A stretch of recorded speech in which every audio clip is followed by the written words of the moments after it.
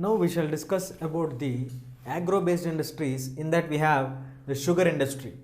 In that sugar industry, India has a significant place when it comes to the production of sugar. India is standing at second place in the production of sugar. This we need to remember very carefully because India is having many resources. In that, sugar plays a very important role. India stands second place in the production of sugar means the first country which stands in production of sugar at the top level is Cuba, a very small country located in the northern American continent. Now, moving on to understand at which places actually India is having the production of sugar. Gur and Kansari are the two famous points where we have the sugar production in a very large scale in the northern belt.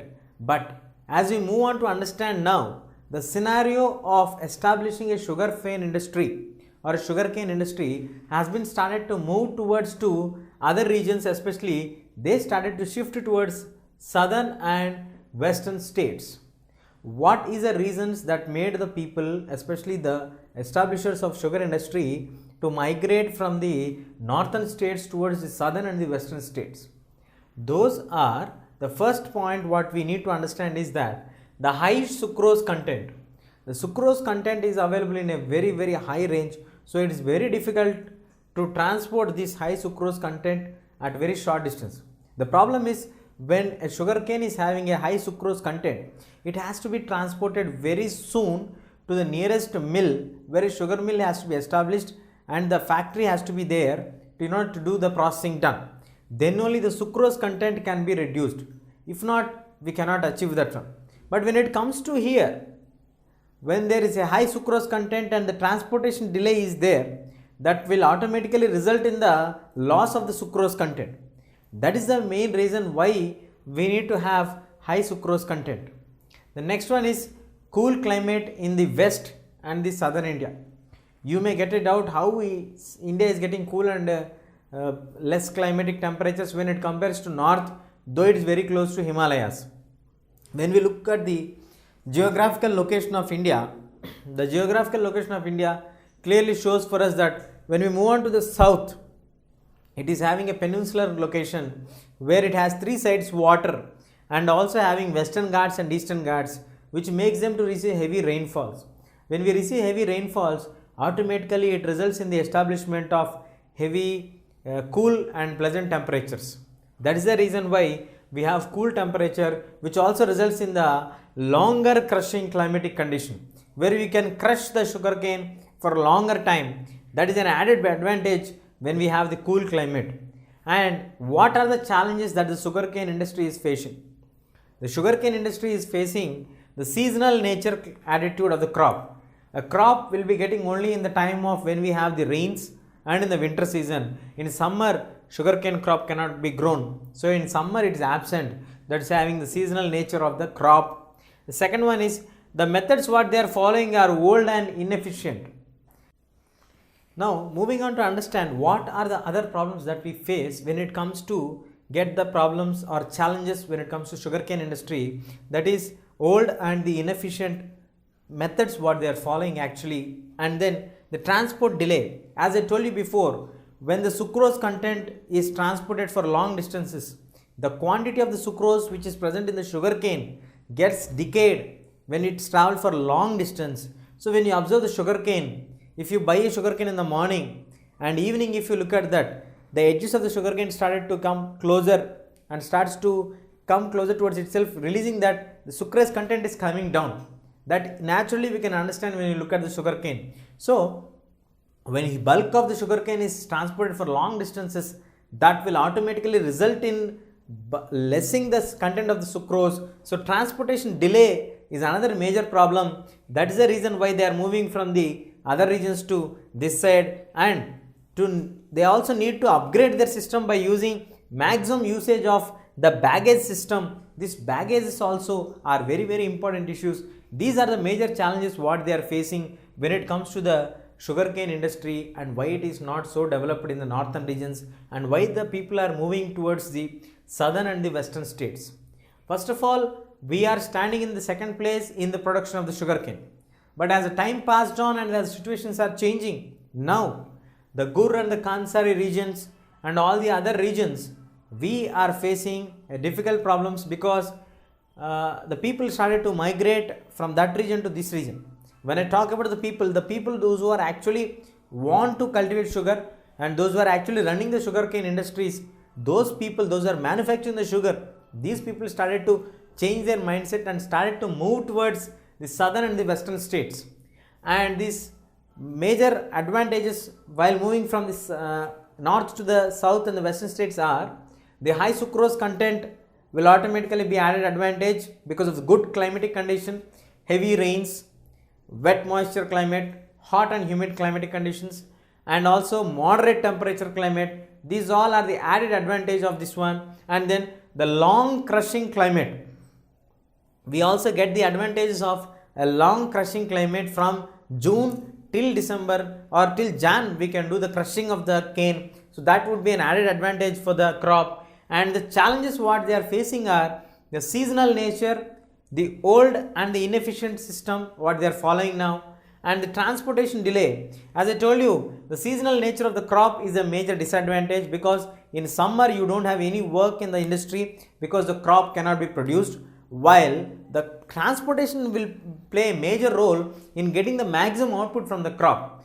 Once if the crop has been done with the work and you do the harvesting, after the harvesting is done, obviously we have to move on in search of a transport system because you need to transport it immediately to the nearest factory where the processing can start. Then only you get the maximum output of the sucrose what is present in the sugar field, the cane. Otherwise you would lose the content of the sucrose and it results in the half of the delay. Definitely it would result in the more than half of the loss of the sucrose content of the crop. So this is a major disadvantage, and now it's a very high time to maximize the usage of baggage. All these things are the important factors which we need to remember when it comes to the consideration of the sugar industry. Moving on to the mineral based industries. What are the major mineral based industries in Indian backdrop? We have seen all the agro based industries. We have discussed about the pros, the negative issues or the challenges what they are facing.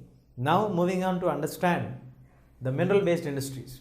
The major industry in the mineral based industry is the iron and steel industry. Iron and steel industry is the heart of any country's development. If the iron and steel industry is developing, it is considered as an index for the development of the nation on a whole. So it plays a very, very vital role. Now understanding what is the importance of iron and steel industry, very simple logic to understand the iron industry. Why is it important? Because iron is a basic raw material for the industries which are making or manufacturing heavy industries, medium industries or light industries. Heavy, medium and light. So for every industry you need the base product, that is iron. That's why iron industry is very, very important. And coming to steel, whatever engineering goods we are making, whatever the machinery goods that we are thinking or planning of or making electronic goods, everything we need to get associated with the steel products.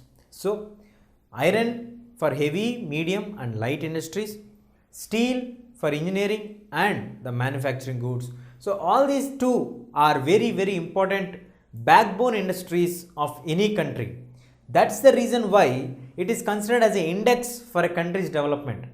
In any country, if iron and steel industry are developing, that means literally, logically, in reality, practically, the country is in the standard of progressing.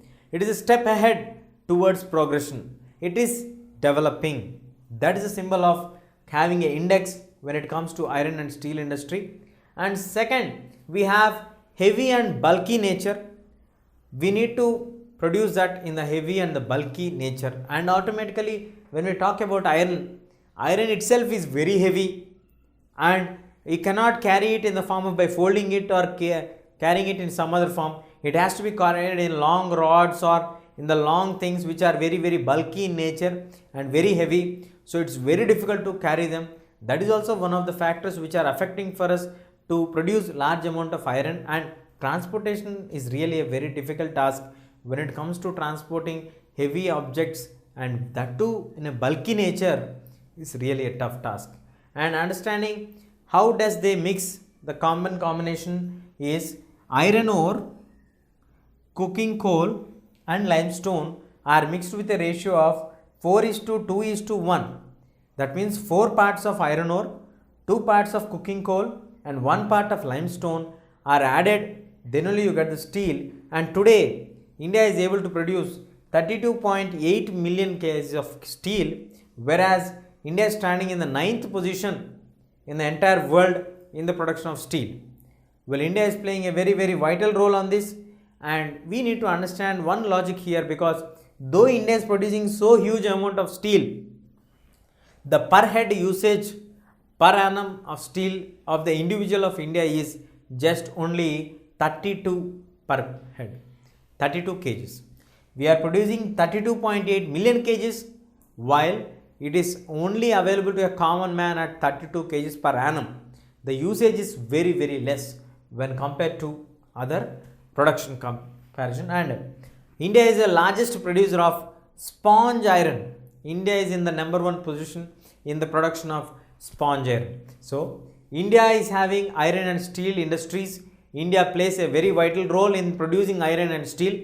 Basically, iron and steel are very important industries for any country to develop, because they are used in heavy industries, medium industries, small scale industries or in the light scale industries.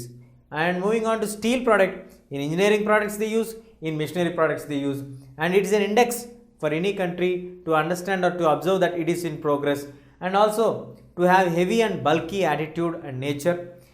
Because of this heavy and bulky attitude of the nature, it is being a big problem for the people to transport iron from here to there. And iron ore, coking coal and limestone are the major things, like they are mixed in 4:2:1 ratio in order to acquire steel, while 32.8 million is the production of India, standing in the 9th place. But still we have a fundamental question: how far is it reachable to the common man? Because 32 kgs is the only affordable or reachable to the common man per head per annum according to the Indian statistics, and India is standing in the largest position or very #1 position in the production of sponge iron. And moving on to understand how is the production in India in regards to steel and this iron and steel industry. Public sector industry is only one industry, that is SAIL, Steel Authority of India Limited, and we have a private firm called Tata Institute of Steel Cooperative Limited, where these two are the major steel producing industries in the world, iron and steel.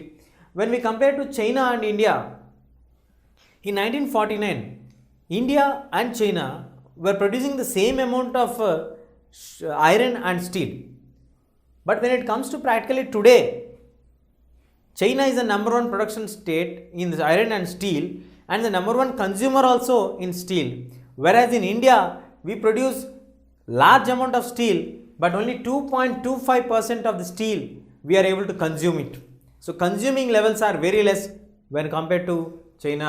And the global trade, because of the global trade also, India is able to export huge amount of trade to other countries, and India is sharing nearly in the entire world. We are able to contribute more than 2% of the world steel is being derived from India's production. And coming to the establishment of the steel industries, the regions which are located near the Chota Nagpur plateau are having huge advantages, and most of the iron and steel industries are located there only. Why the Chota Nagpur plateau is having that privileges of having all the iron and steel industries located there?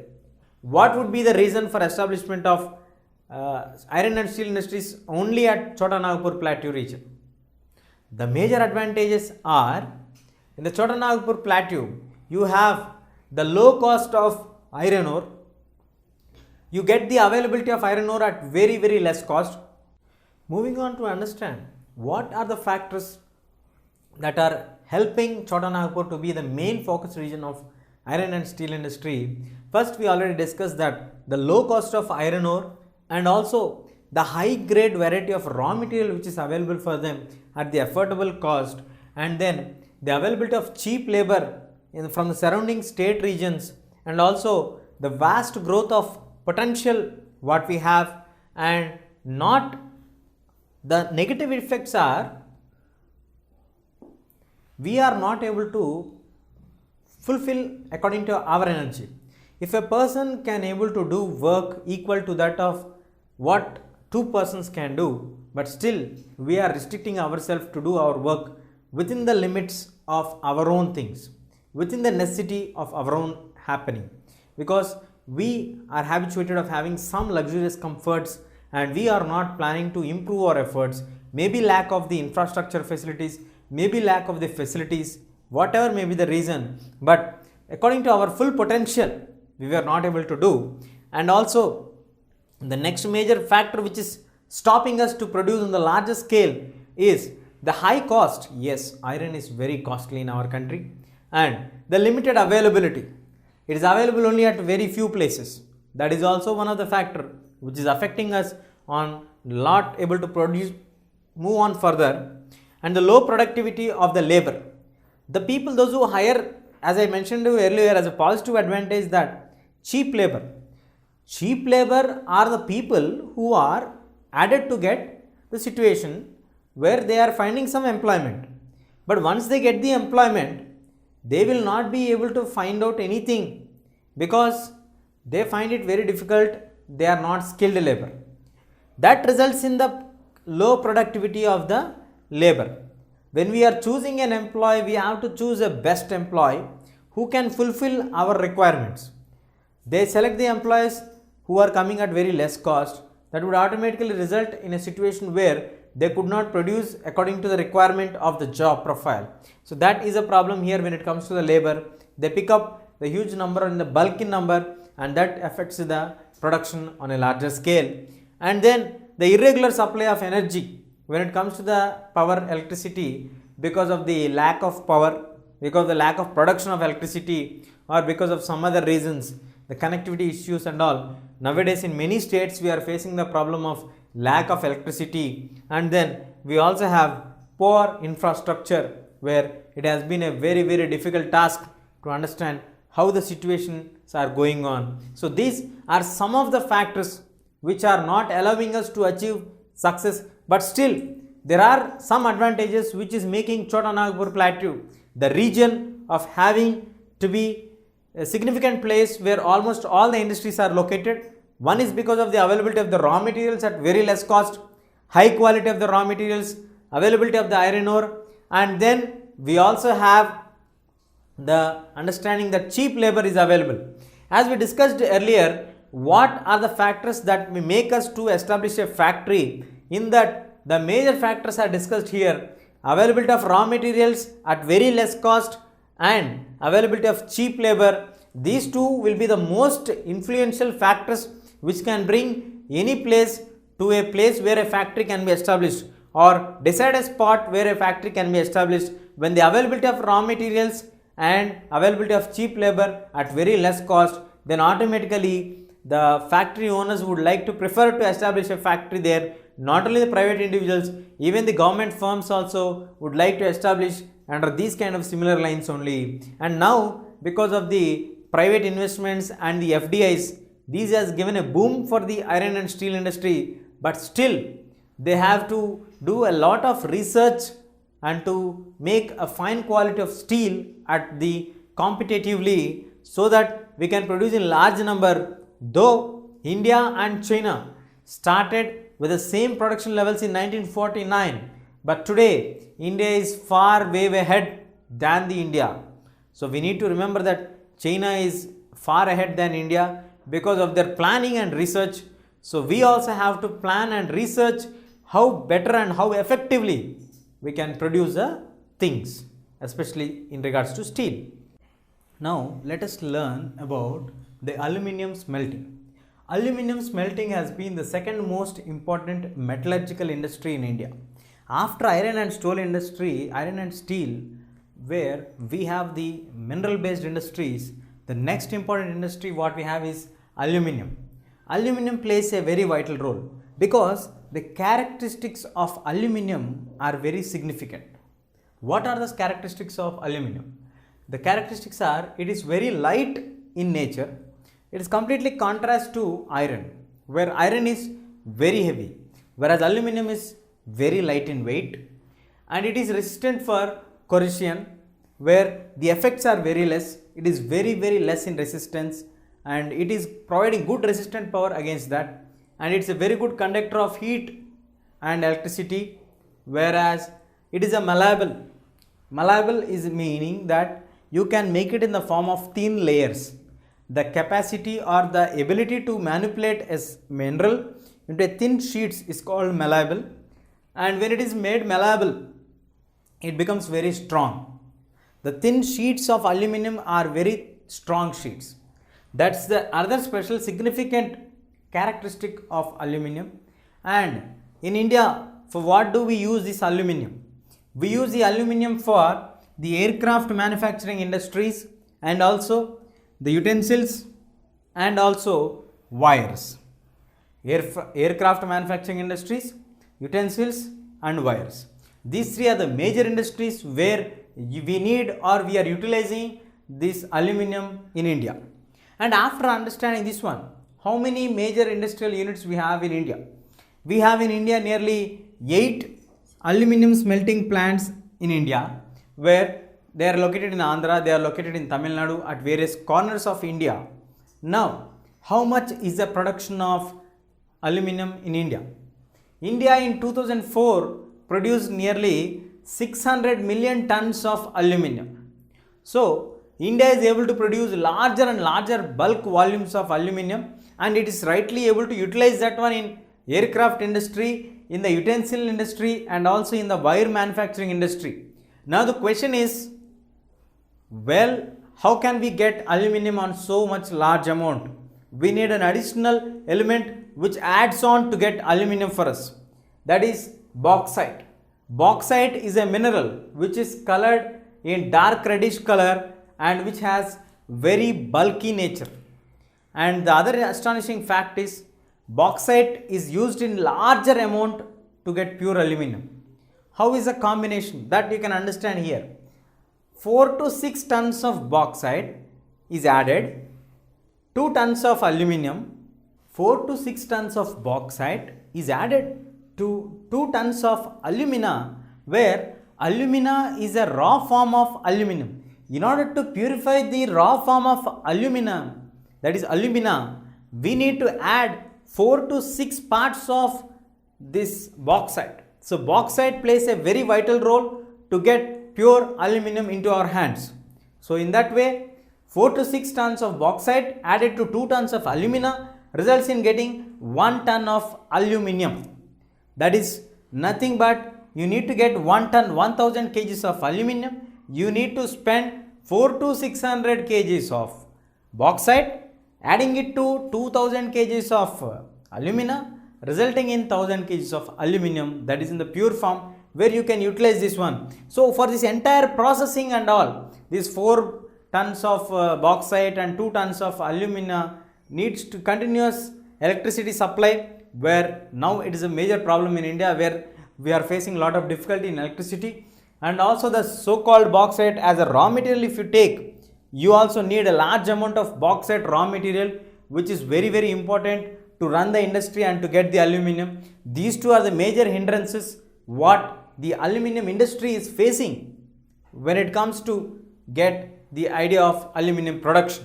So these are the major positive assets. It's very light in nature in the sense of weight. It is a very good resistant to corrosion, and it's a very good conductor of heat. It also has the attitude, or it is having a nature of malleable nature, which means we can make it in thin sheets and it becomes very strong after it's made malleable. And it is used in the aircraft industries, utensil industries, and also wires industry.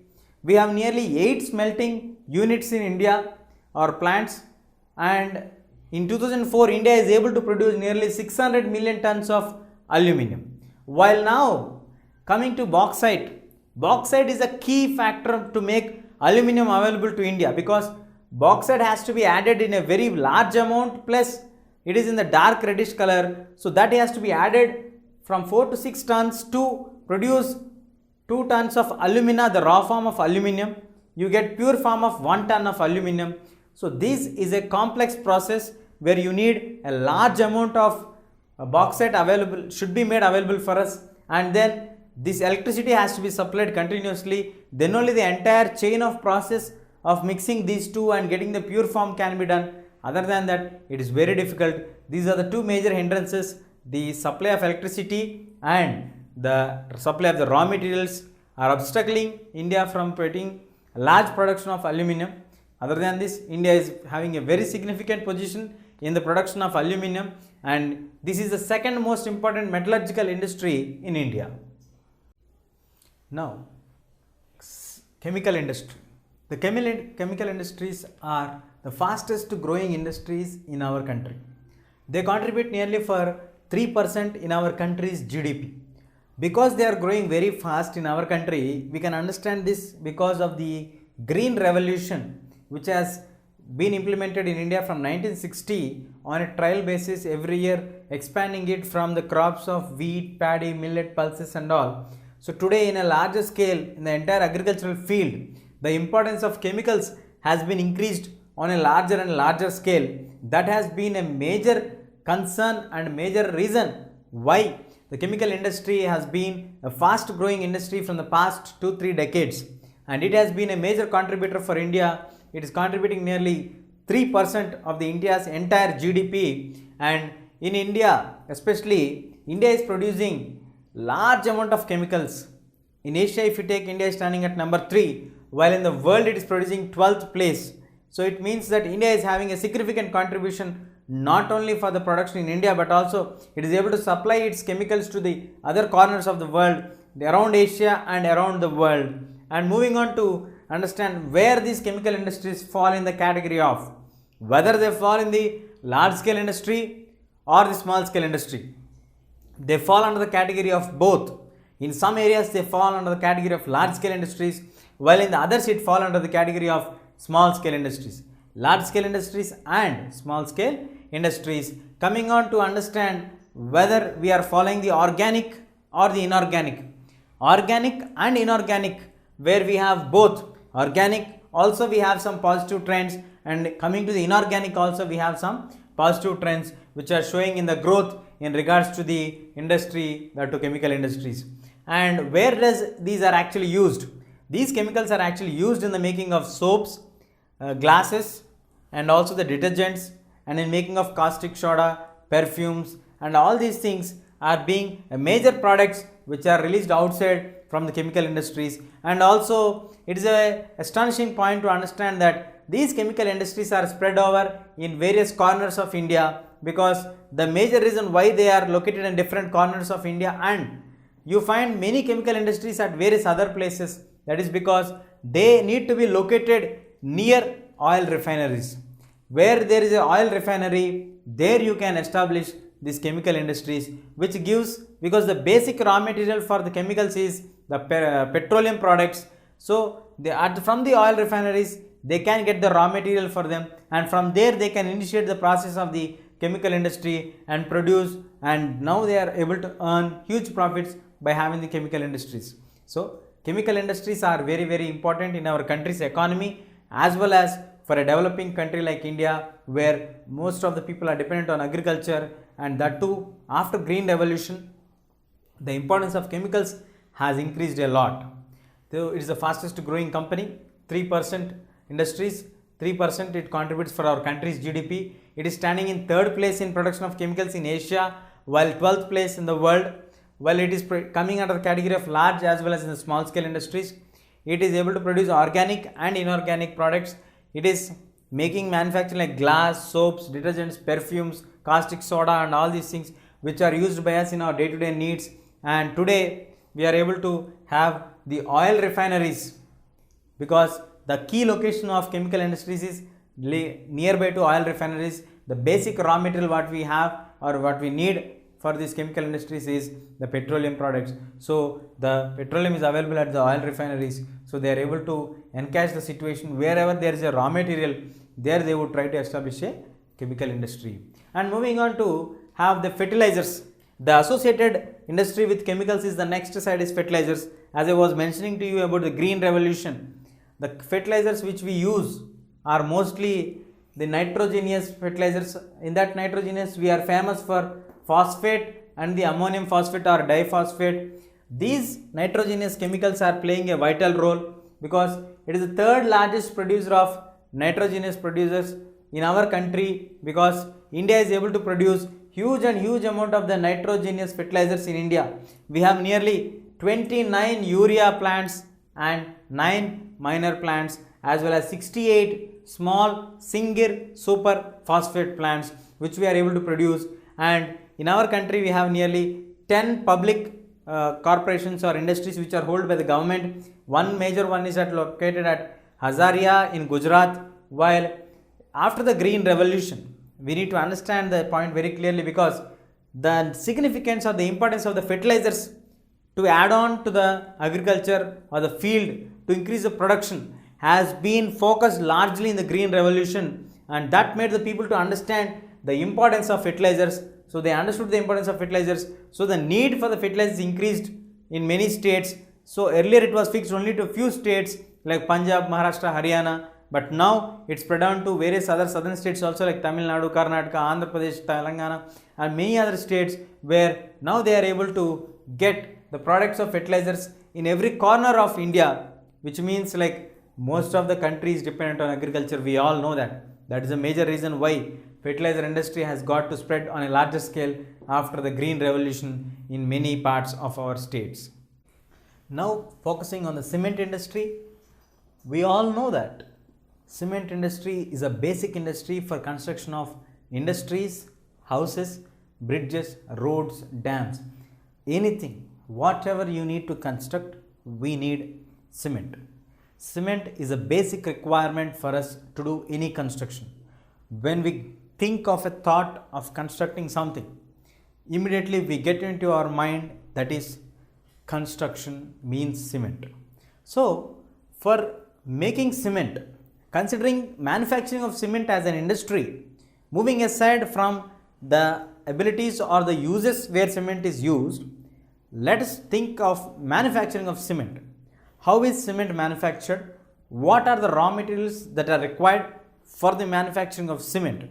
That we shall see now. The basic raw materials which are required for the manufacturing of cement are limestone, silica, aluminium, gypsum, coal and electric power supply continuously what they require. So they required huge amounts of limestone, huge amounts of silica, huge amount of aluminium, bulky amount of gypsum, coal and electric power supply on a very larger scale, and a continuous rail transport. These are the basic requirements for us to establish a cement industry, because in a country when there is no cement available for us, the major constructions will be under hurdle, because we cannot construct anything without having sufficient amount of cement available for us. So it is must and mandatory to have a cement industry. At the same time, we need to maintain cement industries in a large number to have larger constructions and free construction activity going on in the country. Along with that, we also have the first cement industry or factory established in Chennai 1904, whereas after the Decontrol Price Act of 1989, many of the industries started to come up, and today in India we have 128 large cement plants, while 332 small and minor plants are being established in India with the cooperation of the government and in collaboration with the private industrial sector. And cement has been not only utilized only for the Indian requirements, but is also exported to the Middle East countries of Asia and the central part of the world, Middle East, and then African countries, and also the Asian countries' requirements are fulfilled by the Indian exports. So cement industry has been one of the basic industry in India, and also it's growing rapidly in India. If we see wherever it is utilized, whatever we think of construction, we need cement as a raw material for us, and the same raw materials what we use are limestone, silica, aluminium and gypsum. We also need huge supply of electricity and rail transport, good transport facilities. The first cement plant was established at Chennai in 1904, where from then we started to establish the plants which need heavy investments also. But after the Decontrol Price Act which came in 1989, the efforts were made to increase the number of cement plants in order to meet the requirements of the country's cement needs. So today we have nearly 128 large plants, 332 minor and small medium plants, and most of the cement in India not only fulfilling India's requirements, but it is exported to other countries like Middle Eastern countries, African countries, and some of the East Asian countries also. And moving on to understand next major industry, what we have is the automobile industry. The automobile, when we think of the word automobile, we immediately get into our thoughts that transportation. Transportation is a major task of automobiles. So nowadays, after the globalization aspect, we have the increase of 2, 3 and 4 wheelers transport rapidly and very fast, and this has come up after the policy of liberalization came into force, which came in 1990s. After 15 years, that is in the past 15 years, this industry has seen a quantum jump in the rise of production, because after liberalization came in 1990s, many of the private industries started to step in and start to manufacture them, and nearly 10 private industries were in competition with each other to produce the automobile sector, and they are producing in different varieties of different two-wheeler variants, four-wheeler variants, three-wheeler variants. So it has been a very huge competition, and they started to pump in the entire required physical capital as well as the technological inputs, and the research are being done, and they started to move into the market by bringing in their products. So now today we have many factories which are producing this automobile industry in various corners of India, especially in Delhi, Gurgaon, Mumbai and Ahmedabad, Jamshedpur, Hyderabad. We have various industries which are producing these two-wheelers, four-wheelers and three-wheelers and pumping them in larger scale into the market. The fastest growing industry nowadays in India is automobile industry after the cement industry. After moving aside from cement and automobile, the next major industry which is giving hope for many millions of people, and today any young kid, if you ask what is your dream, he would definitely say that he want to be a software engineer. Most of the younger generation people have a dream to become a software engineer. So what are the industry that accommodates the software engineers is this: information technology and electronic industry. This is the industry which came into boom after 1990s. Earlier it was fixed, only confined its role to transistors, television, radio, TVs and all these things. But once the computers have come and the software developers have come, the movement they have stepped in, electronic gadgets have come in, the role of the people have increased, and Bangalore has emerged as the electronic capital, where we have 18 software parks open and provide a single window services to the software professionals whoever they need it, and what to meet the requirements of the entire world, where it is been registered that on 31st of March 2005, 1 million employees are employed only in software industry, which is going to grow in 8 times in the next 3 or 4 years, which means by 2009 it has been growing up to 30 to 40%. 42 means nearly 4 million people are employed today. Today that has gone up to 10 to 20 million people, and these BPO industries, customer support industries, all these are the new upcoming achievements of the software industries. Today a person can earn huge amount by working in a software industry rather than working in the traditional jobs what we have from the age old times. So this has been a real boom for the people who are having a dream to achieve something. They wish to have a software engineer or to become a software engineer or to be a software developer who can earn huge amount in a larger scale. So this industry is a latest industry, very young industry, very big industry, a huge place to get opportunities for the younger generations of India to come up. Let us move on to understand what is the major pollutants that are affecting from the large scale of industries what we have discussed. We have understood we have various kinds of industries: mineral based industries, agro based industries, chemical based industries, fertilizer industries, all these things. Now on a large scale, all the industries are showing their impact on environment. That's what our topic is: industrial pollution and environmental degradation. How industrial pollution is affecting for all of us in regarding to environmental degradation. Industrial pollution meaning here is whatever the industry releases, that will be considered as industrial pollutants when it is creating some kind of harm for the society or for the environment. Now let us see it when the comes to the concept wise, like for example air, for example water.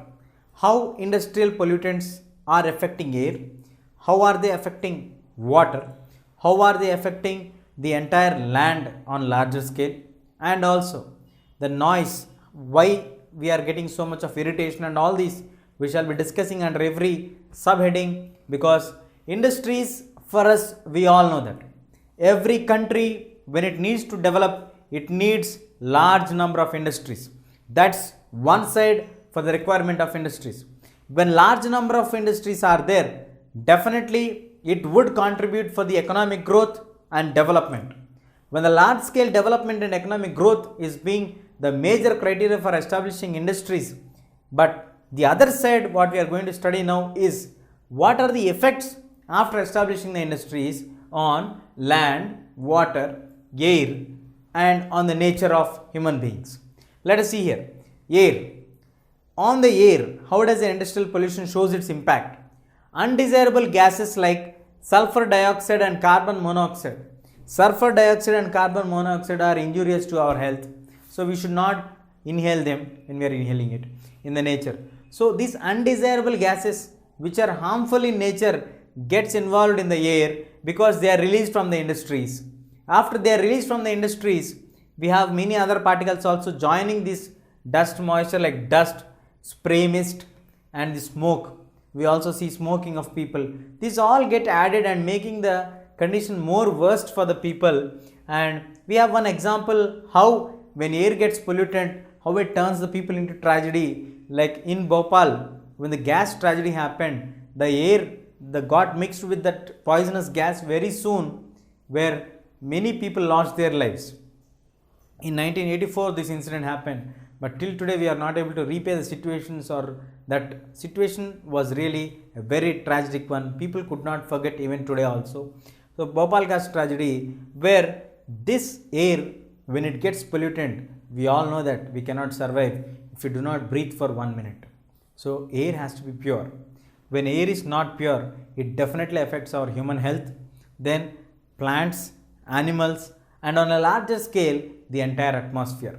So the major impact can be felt on human beings, animals, nature, plants, and the entire land, that is atmosphere and everything. So air pollution comes from the industrial pollution, like sulfur dioxide and carbon monoxide get intermixed with them.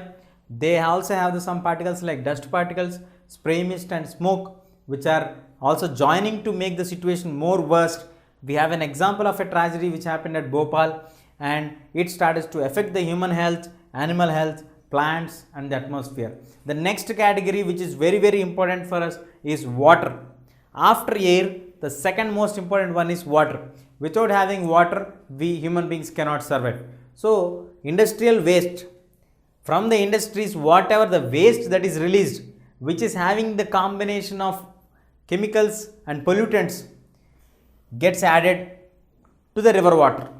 When the pollution of water, I mean the polluted water comes and gets added to the river water, that river water will get associated with that one, starts flowing and taking the chemicals to the people, where people collect the water from the rivers, and the river water is supplied to the people for drinking and all. These chemicals they are taking, inhaling directly, so that start to show the adverse effects for them. And the major industries which are releasing their water wastes are paper pulp industry, chemical industry, dyeing industry, petroleum industry, and the tanneries industries. These are the major contributors for doing water pollution. Water pollution is another difficult task for us to control, because we all in a industrialization process, in a development stage of understanding that when industries come, our country will develop, our state will develop, our region will develop. We all initiated the process of industrialization by the union government and the respective state governments, but the other effects are also to be addressed very seriously. This will affect the human life, then marine life, the fish, everything. It entirely disturbs the fish chain. Then the land starts to get degraded, because the chemicals when they go into the land, because of the flow of the river water or rainwater, they go into the land and they move on into the underground layers of the earth, and the underground layers water whatever is present, that also gets contaminated, and the people those are using the borewell water also will get many negative effects of this water pollution. And moving on to the next category of pollution, which is associated with environmental degradation of industrial pollution, that is thermal pollution, thermal heat. The excessive heat which is released from the nuclear power plants is a very serious concern for us, because when the overheat is released into the land or from that factory, that heat will be going into the underground layers of the water, and the underground water layers will get evaporated very soon. And not only this, the plants which are surviving there will lose their life, and also the marine life will get affected to the nearby water plant places or nearby water bodies. So these all are the adverse effects of this one, and we are also having a threat of getting cancers, birth defects, miscarriages of the pregnant ladies, and also water waste. When the water is mixed with these kind of chemical wastes, and when that gets, because of rainwater, get percolated into the soil, the entire soil also gets contaminated, where we cannot get good crop into our hand, and we are having many harmful chemicals released from the nuclear power plants, which is very dangerous. In a recent incident which happened in 2011, Fukushima nuclear power plant, where the radioactive elements started to get released from the nuclear power plant. So these all are a serious threat for the people to understand. And then we also have another major pollution, that is the noise pollution. Noise pollution is not a pollution which you can see, that's what which you can feel. So when the noise pollution comes, you get irritated very soon. Once you get irritated, you get angry very soon. Once you get anger, it results in your heart rate to increase more, and your heart rate increases more, your blood pressure will increase more. So these all are sequential order of activities which are also happening because of the industrialization or the industrial activities. So we need to be very extra cautious against our health, and there are some more measures which can be taken to safeguard our environment. What are those measures that need to be taken? We shall find out now. After discussion of the environmental degradation done by the major industrial pollutants, some of the environmentalists have made a detailed study and come up with a set of suggestions which need to be followed to control of environmental degradation. Some of the suggestive measures which can be very helpful for the mankind and also for the countries where the industrial progression is at very peak of its level. First major suggestion what they have given is minimum of water use, minimizing the water use to wash the chemicals to use at the other aspects where you get the attitude of these chemicals getting mixed with water. So water getting mixed with the chemicals, if you reduce the amount of water, definitely the outflow also can be reduced, and that process can be initiated. And next, harvesting of rainwater. Rainwater is the most pure water what we get in the nature. So we need to have the set up tanks or the other facilities like collecting the rainwater from the housetops. All these methods have to be made strictly implemented so that the underground water levels will be preserved and the nature underground land will be cool and pleasant, which will result in the increase of the land fertility and the rise of the underground water layers. And next, we also have treating the hot water and effluents before release. As we discussed, the thermal pollution for us, overheat when it is released into the earth, it affects for us entire human mankind, land and the nature. So the hot water has to be reduced its temperature and then released into the land. And as well as when we talk about the effluents which are released from the industries, that effluents have to be treated properly, then only we can release them into the earth. These kind of strict laws have to be implemented and that has to be practiced strictly, then only we can reduce the pollution. And the treatment can be done by using biological process or chemical process according to their convenience and requirement of that particular chemical effluents to be removed in the process. And then we also need to initiate the process of having recycling of the wastewater. Wastewater should be recycled very fast, and afterwards you should not simply use minimization of water. You need to have a process to have the recycling of the wastewater and use the same water so that that water will not be wasted and at the same time you will not be spoiling more amount of water. These all have to be seriously taken into consideration, and the smoke stacks have to be kept on the tops of the factory so that the smoke pollution or the air pollution can be reduced and the nature can be preserved to a larger extent. And instead of using coal and polluting the entire air in a larger scale, we need to take for the alternatives like oil and gas. While coming to the machines, we need to design a machine which gives for us a very less noise so that it will not affect the nature or the attitude of the human beings. As we discussed, noise pollution is a serious hazard to the mankind. So some of the suggestions are given by the environmentalists, like let's have a brief look. Minimizing the water usage in the chemical industries. Second one, harvesting of the rainwater should be made mandatory. Treating of the hot water and the effluents before they are released into the land, river or whatever it is. Then treatment by using biological process or the chemical process.